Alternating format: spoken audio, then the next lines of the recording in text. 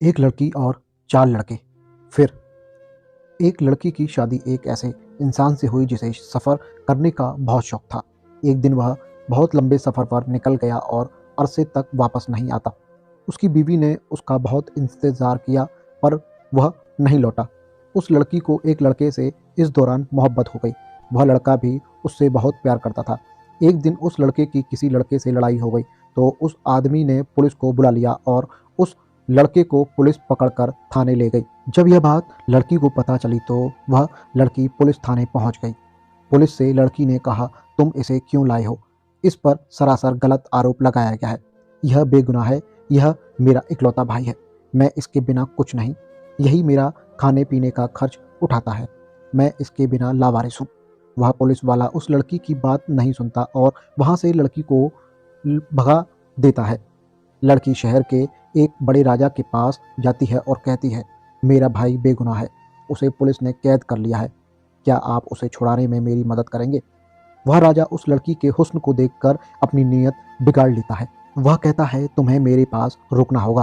तुम्हारे भाई को मैं रिहा कराने का इंतजाम करता हूँ। तुम्हें मेरे साथ एक रात बितानी होगी। लड़की सोच में पड़ जाती है और थोड़ी देर बाद जवाब देती है कि आप ऐसा करें कि मेरे गरीब खाने पर यानी घर आ जाइएगा। वहाँ आराम से आप मुझसे बात कर सकते हैं। मैं अपने घर में अकेली ही रहती हूँ। इस पर राजा तैयार हो गया और उसके घर आने के लिए कह दिया। फिर वह शहर के एक बादशाह के पास जाती है और उससे कहती है कि मेरा भाई पुलिस ने कैद कर लिया है। उसे बाहर निकालने में आप मेरी मदद कीजिए। लड़की के हुस्न को देखकर वह भी नीयत बदल लेता है और लड़की से कहता है, तुम्हें मेरी खिदमत में पेश होना होगा तो मैं तुम्हारे भाई को रिहा करा दूंगा। लड़की बादशाह से कहती है कि आप मेरे घर आ जाना।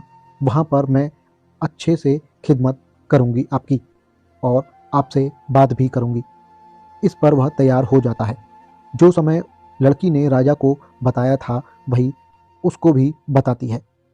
इसके बाद वह किसी तीसरे रईस आदमी के पास जाती है और उससे अपना पूरा हाल बताती है। वह भी उसकी खूबसूरती देखकर यही शर्त रखता है, तुम्हें मेरे पास एक रात बितानी होगी और मैं तुम्हारे भाई को रिहा करा दूंगा। लड़की वही बात उस रईस आदमी से भी कहती है, तुम्हें मेरे साथ रात बितानी है तो मेरे घर आ जाइए। वहाँ आराम से मेरे साथ रात बिताइए। वहाँ आपको कोई परेशान करने वाला नहीं होगा। फिर वह लड़की एक अलमारी बनाने वाले के पास जाती है। उससे लड़की कहती है कि मुझे 3 खानों की अलमारी बनवानी है जो कि बहुत बड़े बड़े खानों की होनी चाहिए। वह उस अलमारी वाले से पूछती है, इस अलमारी को बनाने में कितने रुपए लगेंगे? अलमारी वाला लड़की की खूबसूरती देखकर दंग रह जाता है और कहता है कि वैसे तो 8,000 रुपये लगेंगे, मगर तुम मुझ पर मेहरबान हो जाओ तो मैं यह अलमारी तुम्हें फ्री में बनाकर दे दूंगा। इस पर लड़की कहती है कि ठीक है। फिर उस अलमारी वाले से कहती है कि मुझे 3 खानों की नहीं बल्कि 4 खानों की अलमारी और चारों की अलमारी बनानी है। चारों ही खाने बड़े बड़े होने चाहिए। इसके बाद उस अलमारी वाले को भी अपने घर आने को वही समय लड़की बताती है जो अन्य 3 बड़े आदमियों को बताया था। इसके बाद वह अपने घर आ जाती है। फिर वह अलमारी वाला उस लड़की के घर अलमारी पहुंचा देता है जो कि बहुत बड़ी थी। उस लड़की के गेट में आवाज़ आती है।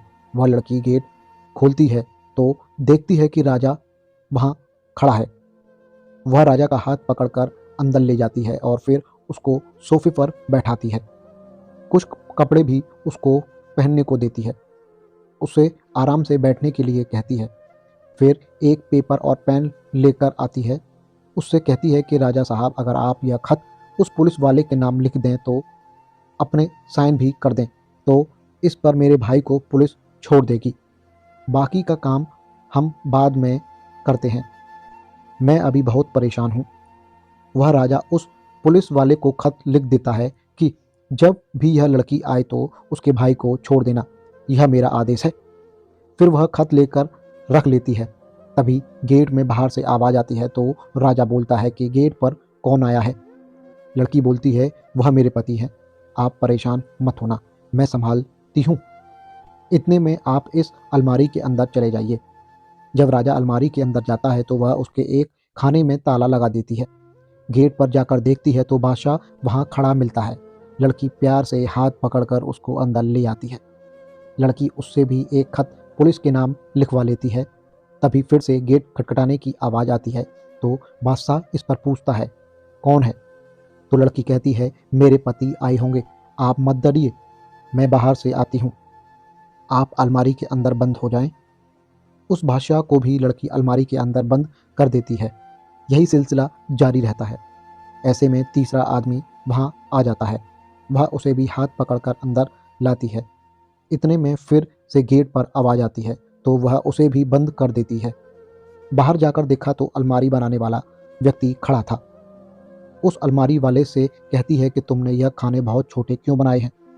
अलमारी वाला कहता है कि नहीं, यह तो बहुत बड़े खाने हैं, इसमें तो मैं भी आ सकता हूँ। लड़की कहती है कि जाकर दिखाओ, तुम कैसे आओगे? अलमारी वाला जैसे ही अलमारी के अंदर जाता है तो लड़की उसको भी बंद कर ताला लगा देती है। इसके बाद लड़की पुलिस थाने जाती है और खत पुलिस वाले को देती है। पुलिस वाला उस लड़के को रिहा कर देता है और सारा किस्सा लड़की लड़के को बताती है। वह यह कहती है कि इस शहर में रहना हमारे लिए अब बहुत मुश्किल होगा। लड़का कहता है कि शहर के बहुत बड़े बड़े लोगों को अलमारी में बंद कर दिया है, वह इससे बदला जरूर लेंगे। और इसके बाद दोनों ने शहर छोड़ दिया। तभी एक धोबन आती है और अलमारी से आवाज़ सुनकर डर जाती है। वह पूछती है, अलमारी में कौन है? तभी अंदर से आवाज़ आती है कि हम हैं, मेहरबानी कर अलमारी को खोल दीजिए। इसके बाद धोबन पुलिस को बुलाकर वहाँ पर लाती है और अलमारी को तोड़ देती है। पुलिस वाले उन चारों से पूछते हैं, साहब आप यहाँ कैसे बंद हो गए? इस पर शमशार चारों थे। वह यह सोच रहे थे कि एक लड़की बहुत चालाक थी या एक पवित्र औरत जिसने उनको अपने आप को छूने भी नहीं दिया। सीख: दुनिया हमारा मजबूरी में फ़ायदा उठाने के लिए तैयार रहती है, लेकिन निर्भर आप पर करता है कि आप उन लोगों को मजबूरी का फ़ायदा उठाने देते हैं या नहीं। दोस्तों, वीडियो अच्छा लगा हो तो लाइक और कमेंट करना ना भूलें। काला वाला बटन दबाकर चैनल को सब्सक्राइब कर लें और घंटी वाला बटन भी दबा दें। धन्यवाद।